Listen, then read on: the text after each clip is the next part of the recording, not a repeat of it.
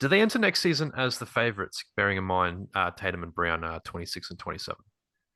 Yeah, absolutely. By a country mile, I think as well. And I think one of the things in the notes that I had is, and everyone says this after every championship, premiership, grand final, whatever you want to say is this going to be a dynasty next? And I think we all sort of have that feeling towards it.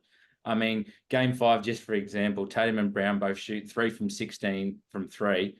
Not to say that I think Tatum had an unbelievable game, but then you look at the other people in that team, Derek White, who some of these come across. I mean, he was a very serviceable player when he was at the Spurs, great player. But I think as soon as he shaved his head, he become the man. And I think that was the difference with him, with Derek White. I think Peyton Pritchard, in a lot of other teams, he could honestly be a starter. I remember watching him at Oregon one day and saying to someone, he's going to be an NBA star. And to be fair, he's absolutely not a star.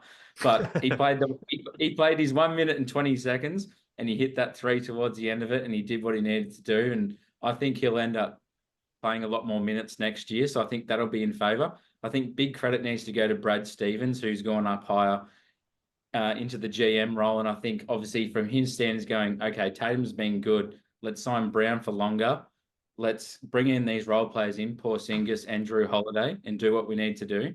And yes, a couple of them are a little bit older within that scheme, but I still think that they've got a portion of time to make themselves a dynasty.